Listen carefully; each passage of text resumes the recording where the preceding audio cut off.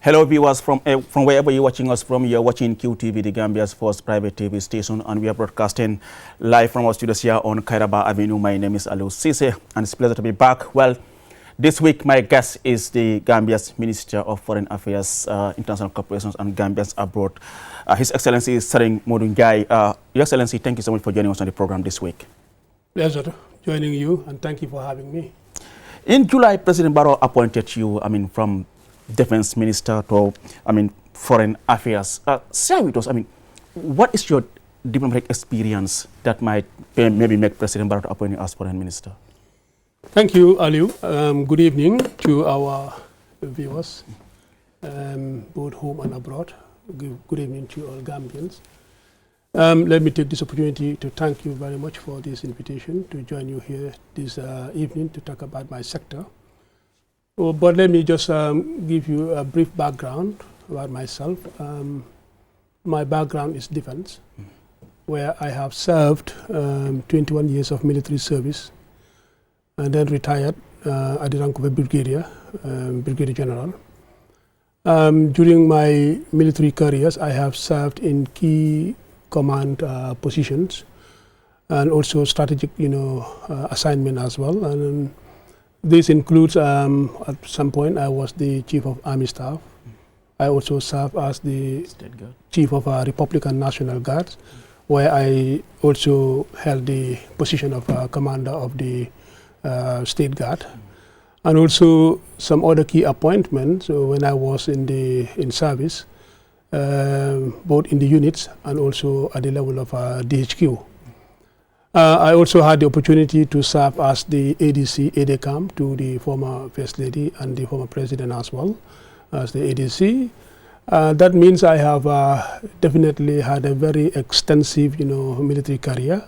21 years is a lot, where I have dedicated my service to this great country. In peacekeeping mission? Exactly. I have also led the Gambian contingent to Darfur. This was Gambian Contingent 9, where we have served 6 years under my command.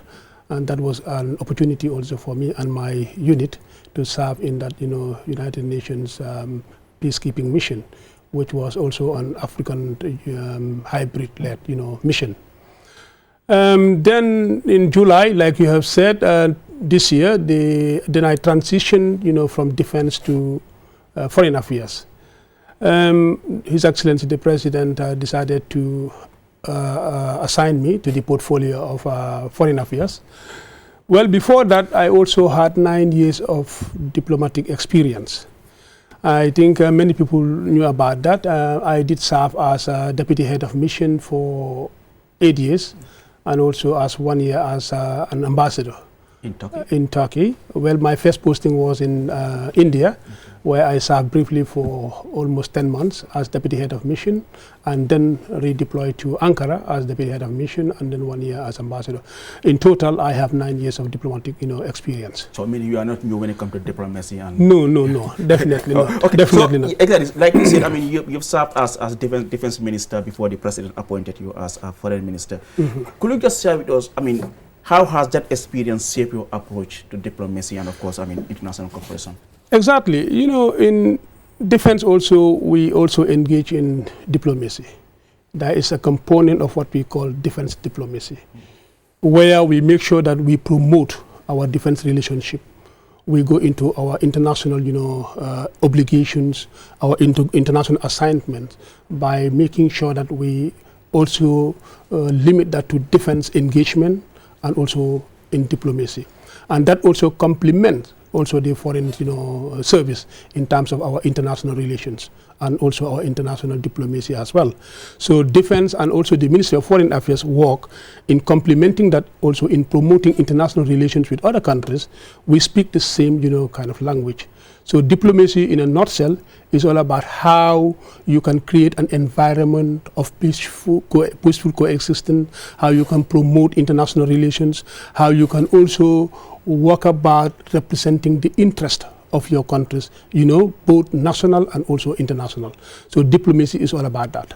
So in these few months that you have been the minister, what have been your top priorities for the ministry? Yes, thank you very much. This is a very important question.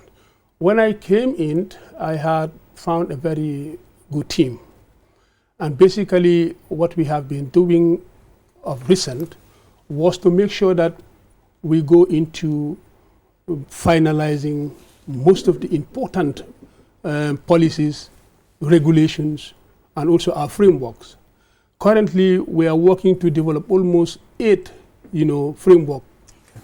And these are very important. The list goes on. We are working on the foreign service regulations. This is almost completed. We are also working on the foreign service bill. We are also working on the foreign service strategy and also the posting policy, as well as the scheme of service, jurisdiction mapping, diaspora strategy, and also guide to diplomatic mission, as well as terms of reference for our honorary consuls and also our consul general. Basically, we're talking about, we have almost 9 to 10 important policy documents that my ministry is now engaging on, and we are almost finalizing all these very important strategic documents. How soon should we expect this? Well, most of them, they are almost completed. We have submitted some to Cabinet Office, and then usually all of them will go through Cabinet consideration, and thereafter then some of them also will go to National Assembly for approval and consideration as well. So these are very important documents that the ministry must work on having them. So that is now what we are engaging on, and the team is definitely seriously working to get all these documents passed in the near soon. One will say it's better late than never, but why has it taken us so long to have all these things in place? Well, actually, I also must commend my predecessor, Dr. Tangara. Dr. Tangara, yeah. He has done a great job, especially in our foreign service policy, by trying to make sure that the image of the country is also lifted. Dr. Tangara has done, a wonderful work in trying to make sure that, to shape the Gambia, to make sure that our foreign service policy is a very standard, policy document that will showcase, the image and also to represent who we are in the global world as well. He's done a great job. So I'm just taking over from that kind of work he was doing, and then to move it on, and then to try and finalize them. Definitely he has done a great job. So what do you intend to improve on immediately? At the moment, we are also working on issues like capacity building. This is one area that I just want to enhance in my ministry. Capacity building is important. Currently, we are working to get our diplomatic academy functional. This is one important academy that can at least train and give the necessary capacity to our diplomatic staffs. In the past, people are posted also to the missions, and usually they will not have the opportunity to go through the academy. But the academy is an institution that will groom and give the knowledge, the requisite knowledge that it needs for our representatives that are pro-state outside, so that when they go in there, they will know how to represent us. They will also know how they can conduct themselves, and they will also have the knowledge to make sure that they do their work, as required. Okay, you're talking about how people are being deployed in the foreign service. Certainly, many Gambians are quite interested in knowing actually how appointments to the foreign service are made. Could you just explain to us, the selection process and of course the criteria, used to deploy diplomats abroad? I have just mentioned about the foreign service regulations. Yeah. And in that, we are working to finalize the posting policy. What we are trying to do in the foreign service regulation is that a foreign staff, diplomatic staff, when posted, will have the opportunity to serve for an initial period of 4 years. After the 4 years, we expect that that particular staff should be able to come back home and then serve at the headquarters, maybe for a period of 2-3 years, and then will now have the opportunity also to go back again for another posting. But this is also another opportunity also to give chance also to those that have not received the opportunity to go on posting also, to have the opportunity to go on posting. We are saying that 4 years is quite enough for somebody to go out for posting abroad and come back home again, give chance to the others, those who have not had the opportunity. And again, it is also another important step to make sure those that stay long. Stagnation is a problem. When they stay long outside, they become very, they will not be productive. So what we are saying that 4 years is enough for one to go out on posting, come back home again, and then be at the headquarters for another period of time, and then to be able to get, the next posting. So that is what the Foreign Service Regulation and our posting policy is going to, include. But what are the measures that is being taken to ensure that, the foreign service appointments are based on merit, professionalism and experience, and not just perhaps political affiliation? No, of course, the Ministry of Foreign Services is not like any other institution. Okay. Whatever we do, it's a merit-based, appointment. Okay. We make sure that we give those that are representing us outside the opportunity to be well trained. So training is key in this. That is why we do it. So it's not about that people are just taking, from anywhere and posted out there. No, at the level of the foreign ministry also, we have the diplomatic staff that, according to our foreign service regulations, they know when to be posted, and also they know when they should come back again. They should also know whose turn it is to go on posting, and who should go where, and who should serve where. So that is what the regulation is going to stipulate now, henceforth. But as we speak, will you say, all the people or most of the people that are appointed in the foreign service really get the required, qualification, professionalism to be appointed to the foreign service? I would say yes. You see, qualification is all about what? Capacity building and giving the person the right also kind of training and capacity that he needs. Yeah, of course, our diplomats out there, they're really doing very well. They are doing really very well to serve this country. And I think what the ministry should do is to further enhance those capacities to make sure that what we are looking at from them is in them. So if they don't have the right training, if they don't have the requisite knowledge, that means that it will be difficult for them to serve us. But once they are given that kind of requisite knowledge and training and capacity, of course they should be able to serve. But will you agree that, the conduct being reported of some of these diplomats in the media doesn't actually represent how a true diplomat should look like? A diplomat should be someone who has absolute good conduct and manners. Yeah. Well, those are some attitudes that are related to the personality of the individual. But what we expect from a diplomat is to make sure that you are disciplined, you make sure that you represent your country to the highest point, and you make sure that you perform very well. So the other part of diplomats who do not perform well in the area of probably their habits or whatever action they must have done, I think that is not what we are asking from them. What we always tell them is that they should be very, they should be really representing the real image of what they are. If they're calling themselves diplomats and professionalism, they should maintain that kind of ethic and conduct that is expected from them. So how does the ministry monitor, the performance and, of course, the accountability of these diplomats, serving overseas? Now, with the new regulations that we are going to conduct, of course, I did mention about the scheme of service and all that is related, in these new policies that we are going to come up with. The Ministry of Foreign Affairs is going to conduct and going to come up with a lot of measures. I am going to inform you that in the near soon, in fact, what we are going to conduct, what we are going to do is to make sure that we work with our ambassadors, our consul general, our honorary consuls, and we are going to put up measures that is going to make sure that that will be able to, maybe relate to their conduct, how they would perform. There is going to be a performance evaluation that is going to come up. We're going to come up with KPIs that is going to be the benchmark for our diplomats outside.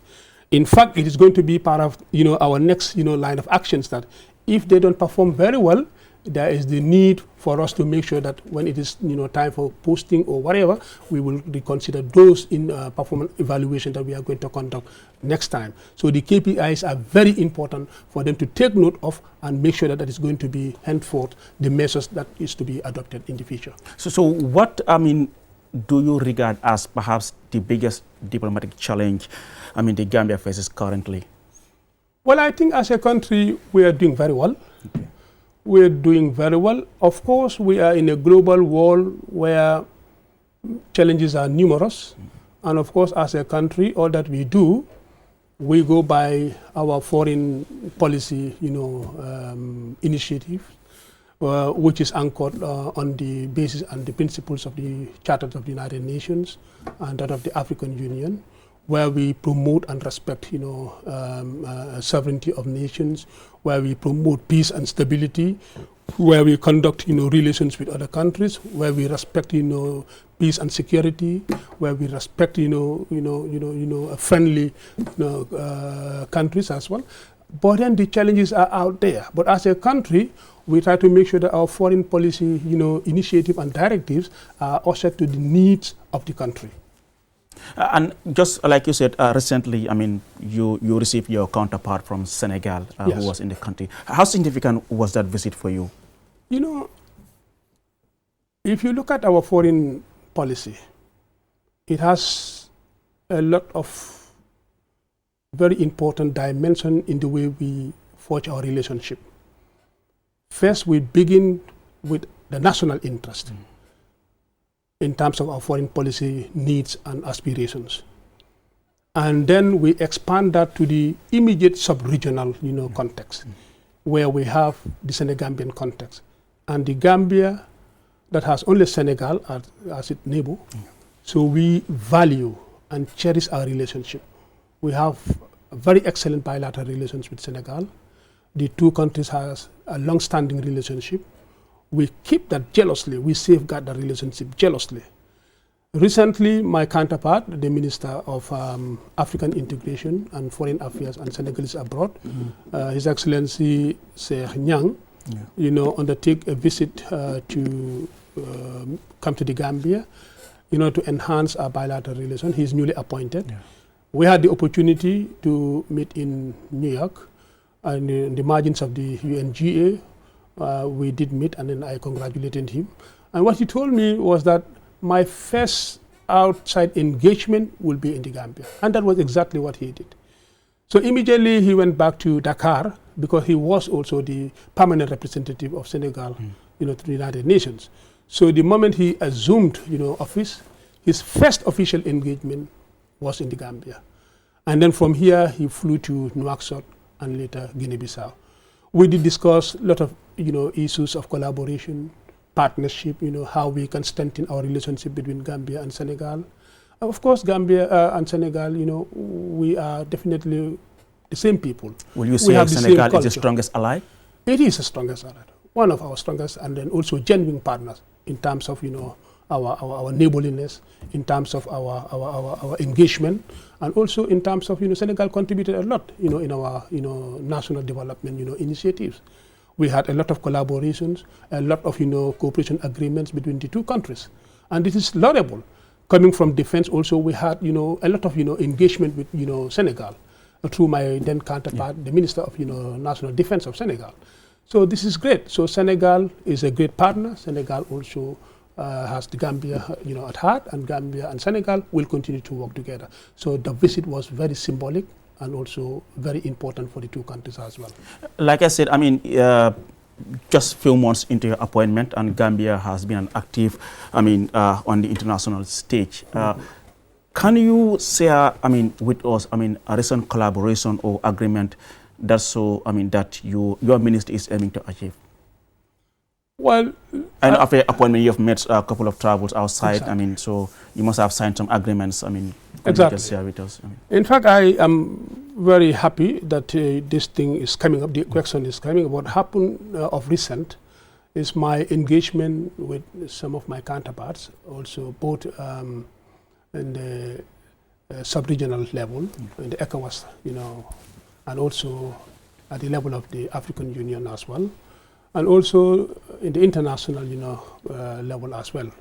I have had, good meetings with some of my counterparts, and we did really had very important, engagement. And during those deliberations, we had the opportunity also to sign some cooperation agreement.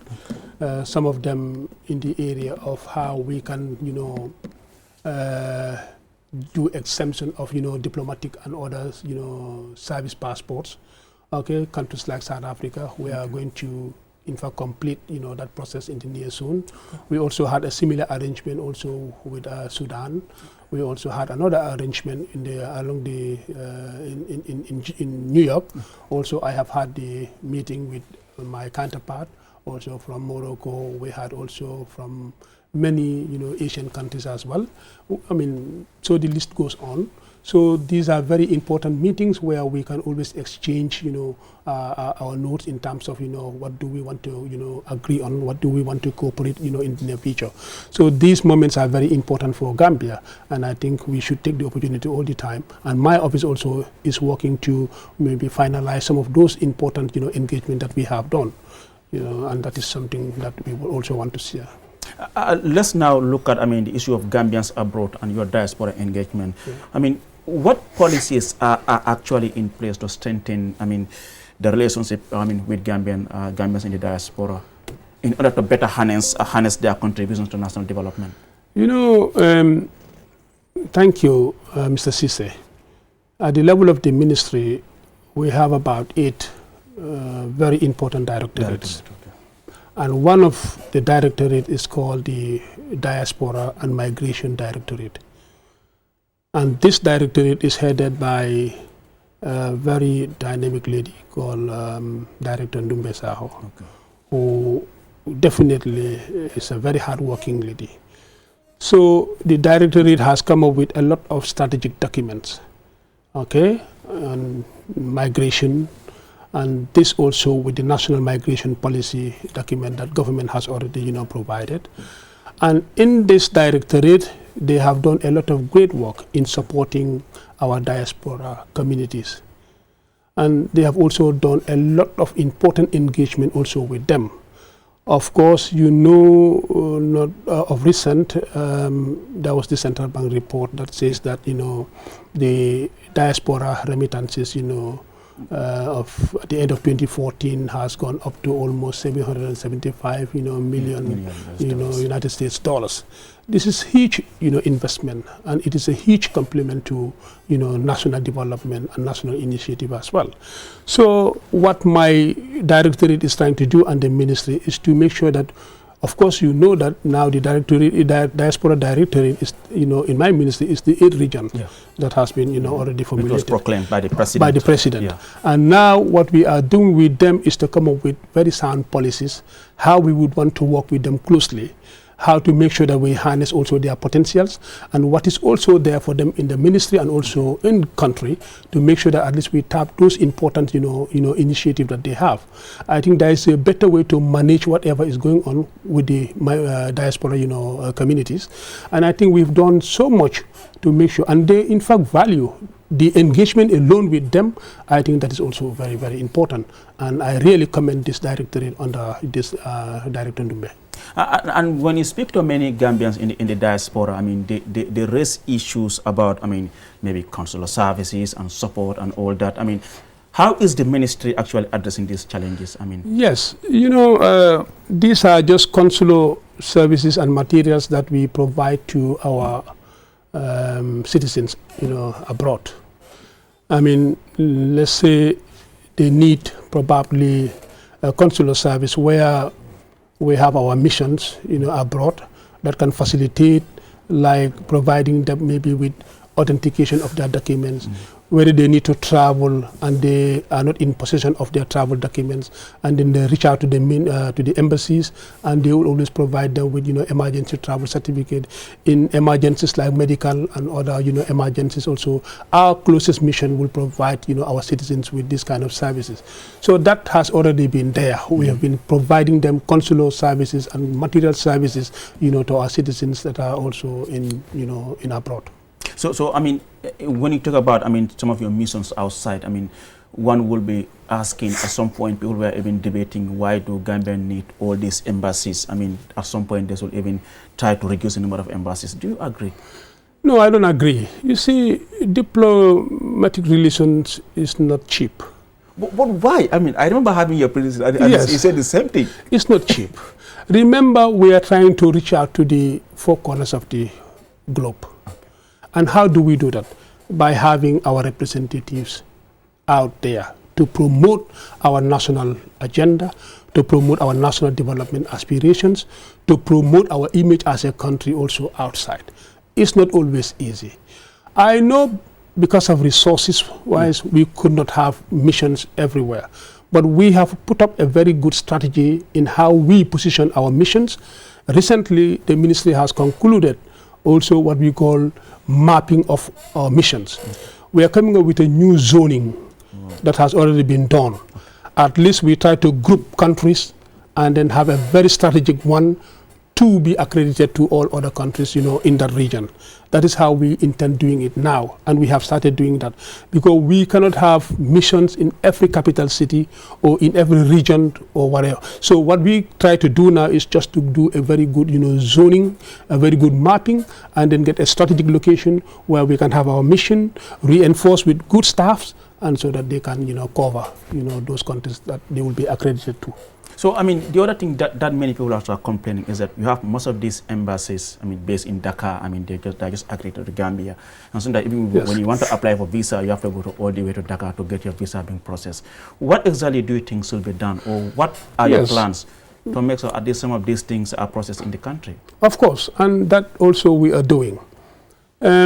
Usually you also have to remember it is not the positioning of those missions in Dakar is not the making of the Gambia. Yeah. We need to factor that it is also the decision of their home countries that have decided to open mission in Dakar. We are equally doing the same level of engagement also to have them also open resident embassies also in Banjul. And then we have seen of recent also new missions also opening up, like Germany. In the past, we do not have Germany. They were based also, I think, in Dakar, and now we have also received an ambassador who has now almost, completing, his, functions, and then to be fully operational as an embassy also. Of course, Spain also, they have a charge also here. They are also trying to beef up their mission so that they will be able to make sure that they do most of their consular material services, from Banjul here. Of course, you are aware that now China also, they have already, improved, on their, consular, services. And now I think they will be starting also to give, visas and other support from Banjul here. So it's not going to be easy, but all that we are going to do is how we do our bilateral engagement, and also with respect also to our, multilateral, engagement as well, to have them also being represented, from Banjul here, to be able to do all their work, from Banjul. In terms of, some Gambians who might be experiencing some difficulties in perhaps, conflict or prone regions. Many a times people will complain that, they don't get the services that they need from the Foreign Affairs Ministry. What is responsible, Marcel? When there is conflict, it is always difficult, in fact, to establish communication with your citizens who are found in those, difficult situations. And usually, where there is a problem and our citizens are affected, in that country, all we do, we immediately communicate with our nearest, representation office, which is the nearest mission. And let me just give an example, like in Sudan, when, there was this problem, we immediately, mobilized, okay, and then started working with, our mission closers to be able to give that kind of support, to Gambian.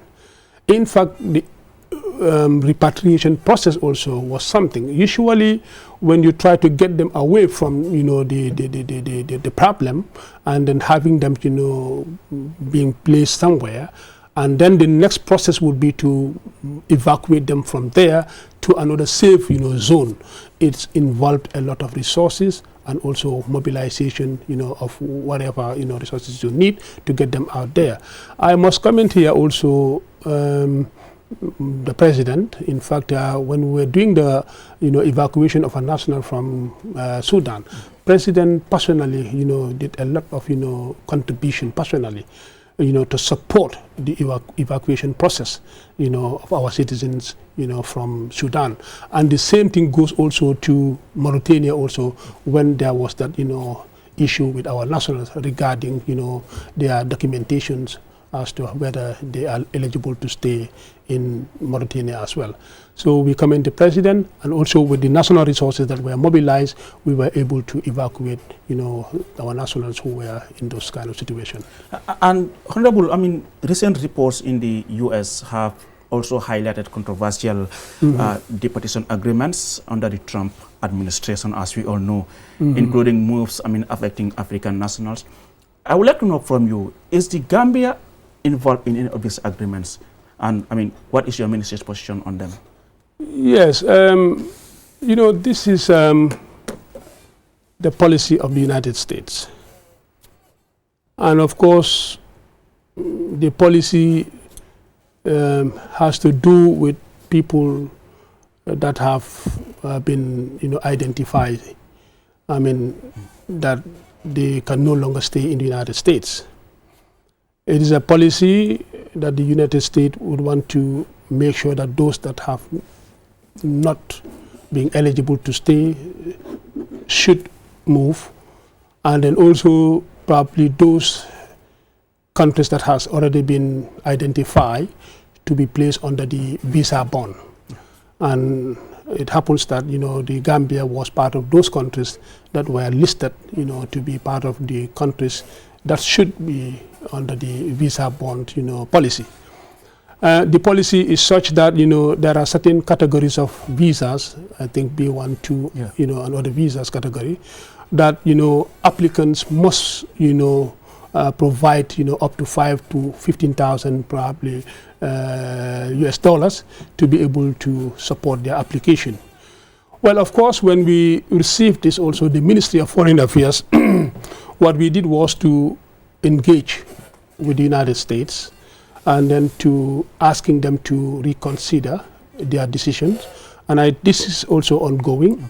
I just want to inform you that Gambia was placed under that, category, and the ministry did not relent. They have been engaging the United States. It's not our policy; it is the policy of the United States. All that we can do is to continue with the engagement with the United States, so that at least Gambia can also be removed from the visa ban. But every time we will be engaging with the United States. But it is not our policy; it's the policy of the United States. So, in the event, the negotiation doesn't, produce any positive results, what do you think should be the Gambia's stance? Well, we hope that we will have a positive, response from the United States.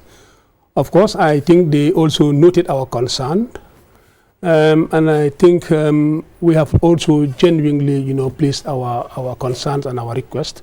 And we believe that the United States also will give us a positive, response in this. Let us pray, but definitely it is not our making. This is a U.S. policy, and all that we can do as a country and as a people is just to continue our dialogue and our engagement with the United States, so that at least the bond can be given a reconsideration. And away from the United States, let's now look at Europe, Germany, Italy, and other European countries where our citizens are, constantly under threat of deportation. What are you doing exactly to make sure they are not just protected, but they are also treated fairly in those countries? Of course. We often hear reports that, Germany is going to deport this number of Gambians this month, next month, and all those things. It is same. How are you engaging the authorities? Yes, we are. It is still the same migration issues that we just talked about. Okay, certain countries decided to come up, with this policy. Not only Gambia, I think so many countries are being affected that they don't want to welcome certain countries, their nationals, and they have now taken the decision to repatriate them back to their countries. Well, of course, for us in the Gambia, what we do, we always engage with them. We always try to open up dialogue, with those countries, okay, for them to understand. So that these people also, they've lived their life, in Europe. They live their life in America. These are decent people, people that respect also law and order. They've got their families also in those countries. So whatever action is going to be taken against them in terms of trying to return them back to their countries.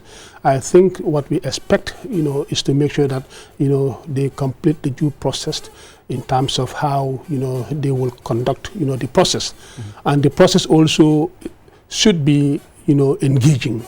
I mean, what I am trying to say there is that at least both, sides must definitely open dialogue, and also they use also our institutions in those countries also to exhaust all the means, to make sure that at least whatever decision they may arrive at is going to be the decision to say that yes, of course, these people, they should go back home. But then we don't want a situation where they will just be picked up and then just, sent back to their countries. And I don't think that is definitely a very nice, action. All that we are saying is that the process has to be inclusive. Okay, both sides should be able to have the opportunity, to engage and dialogue and to make sure that the process, is definitely transparent, and then the right that is owed to them also is being fully, exercised, and until we got to conclude all this. So that is always our position as a country, and that is always what we have been doing. We will continue the dialogue, with those countries that we find our citizens, in those situations. Does the Gambia at any point sign a deportation agreement with Germany or any European country? I will not be able to dialogue on that. Okay, just probably you will allow me to go back to the records and say that I'm just coming in now. So in fact, currently what I am doing now, I'm having all my directors, coming in to give me a comprehensive, reports and also presentation as to, their respective directorates, and so that I'll be in a position to make sure I get all these things. But for the deportation, agreement, I'm yet to have the opportunity to speak well on that. Away from that, let's look at the issue of the diplomatic passports accountability. Honorable, I mean, they are having public concerns about the issuance and, of course, the misuse of diplomatic passports. I mean, what step is the ministry taking to ensure transparency and, of course, proper regulation in this process? You see, thank you very much. Let me just say that diplomatic passports are always given to our diplomats. They are also given to our representatives, those that are assigned to represent the Gambia, abroad. They are also given to ambassadors at large. Okay. They are also given to goodwill ambassadors, yes, like I mentioned. And they are also given to citizens that we believe they can represent, the Gambia. Okay. I mean, this is something to facilitate their work and engagement.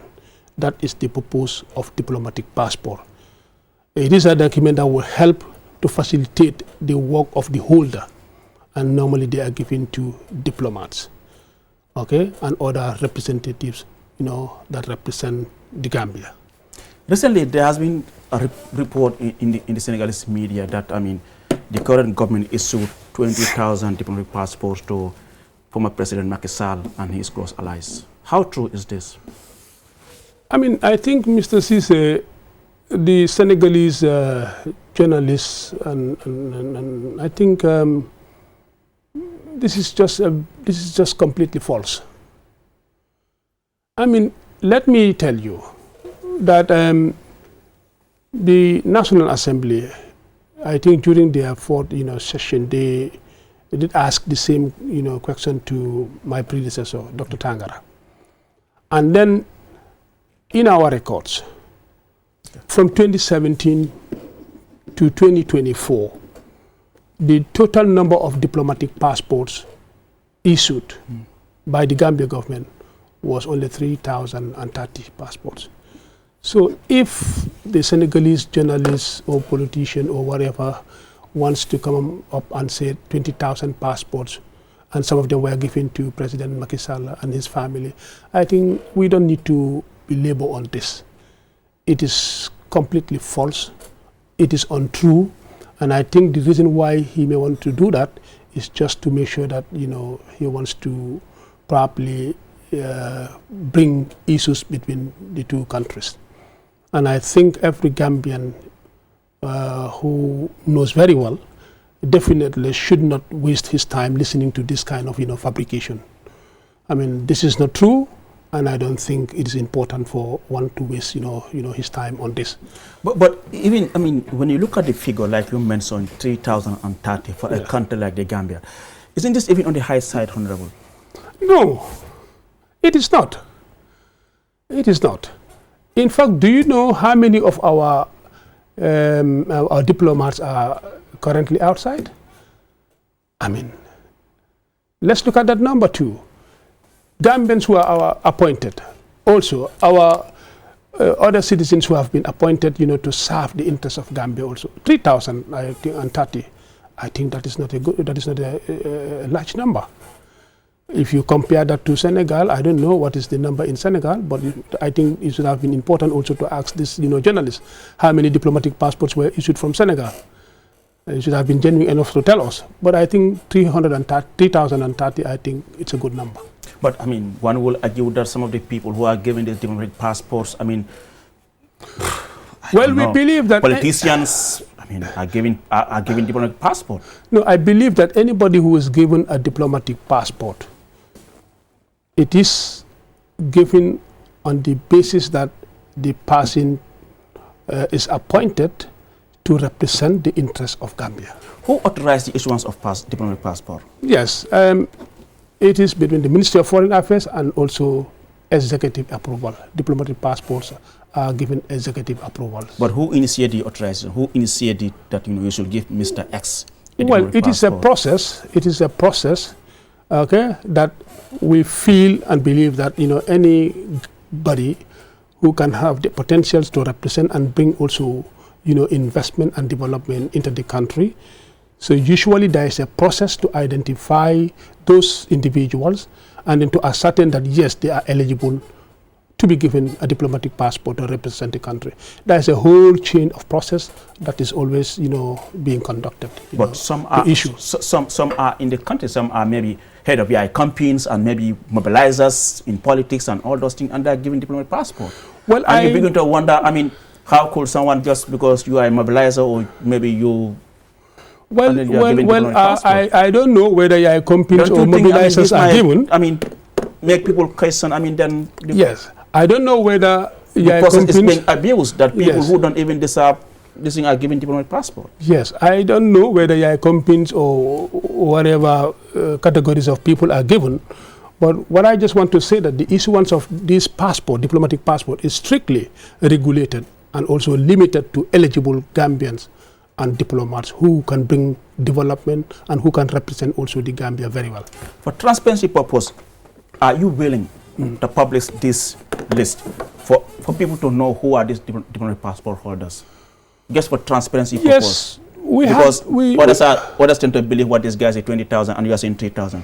No, of Is your ministry willing to publish the list of people who are being issued diplomatic passport for transparency purpose? Well, let me also tell you that we also need to be professional in the way we conduct our work. Okay. It's not all about we want to come out and then start publishing those who have been given a diplomatic passport.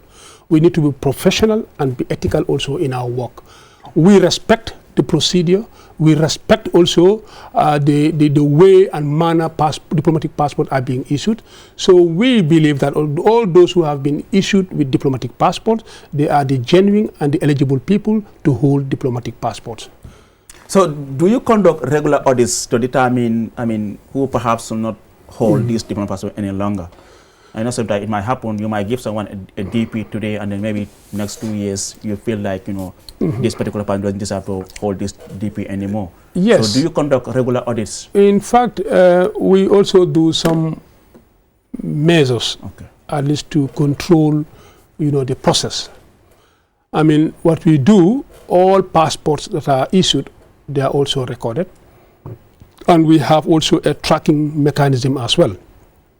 Anybody who is issued with a diplomatic passport and then your services, have been concluded or terminated, of course, it is the responsibility of the individual to make sure that that particular passport is returned back to headquarters to the ministry. And also the ministry also will do due diligence to follow up to make sure that the passport also is being returned. We are also doing periodic audit, to make sure that the passports and their holders are authentic, and also the validity of those passports are also, maintained. So these are measures that we are doing to make sure that we regulate and control, these issues of, diplomatic passport that are being issued to, people. So beyond our borders, I mean, what are the most pressing regional or, let's say, global challenges that you have to deal with, I mean, since your appointment? Well, I think, at the regional level, of course, you are following the issues, right, in the ECOWAS sub-region that has to do with the 3 countries that are now AES countries. Yeah. I mean, it has been the efforts of ECOWAS, I mean, and also member countries, a lot of, dialogues, a lot of, engagement has been going on at the level of ECOWAS. The ECOWAS, Commission, and also the authorities of heads of state and government. I mean, trying to make sure that these ECOWAS, these 3 member countries who decided, to abandon, the group, to be able to come back again and then be part of the group.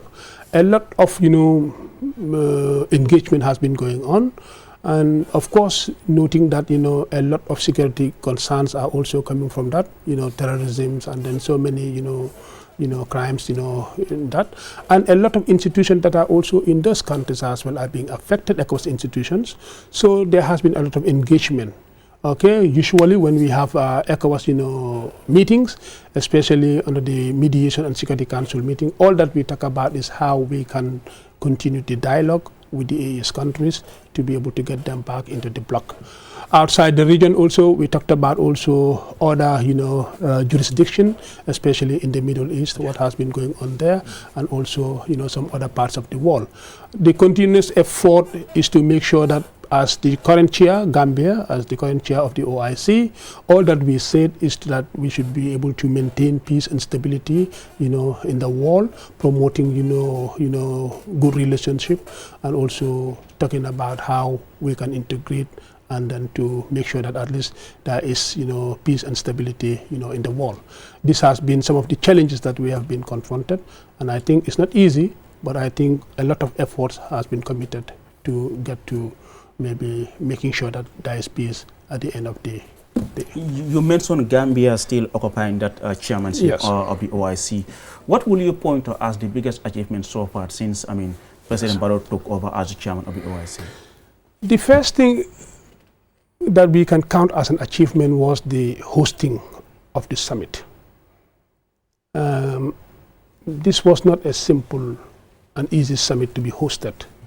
Imagine 57 member countries of the OIC to gather, and that was a high level representation. That was a great, commendation that the Gambia has registered in terms of hosting the OIC summit. And aside that also, Gambia has developed a roadmap, and this roadmap, within the period of our presidency, Gambia is going to roll out, a lot of programs and activities for the OIC summit.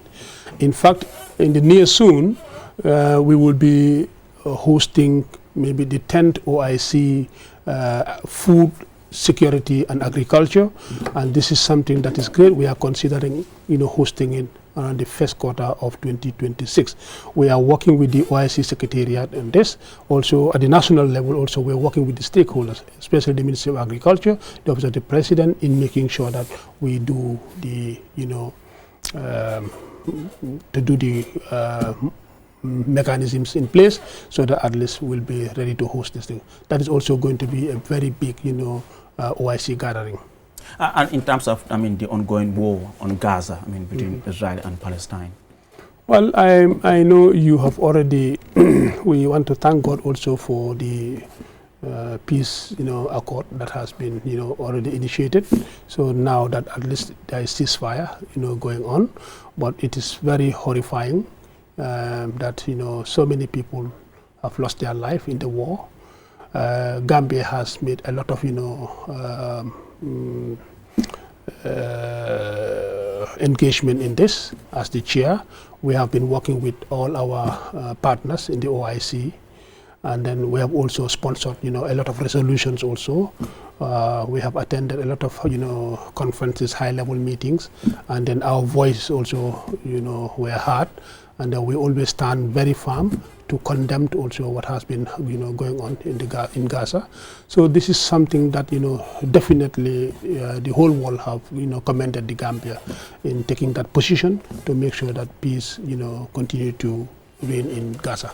And Honorable Minister, I understand we're running out of time, but I mean, as you look ahead, I mean, what's your vision, I mean, for the Gambia's role, especially when it comes to international arena in the next few years? Yes, I mean, it brings me back to our foreign policy, direction.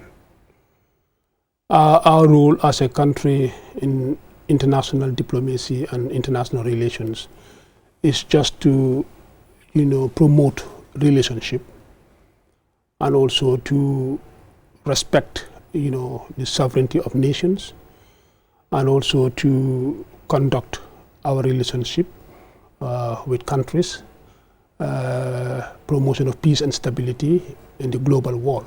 So this is something that is very important nowadays. And all that we are saying now is just anchored on the charters of both the UN and the African Union.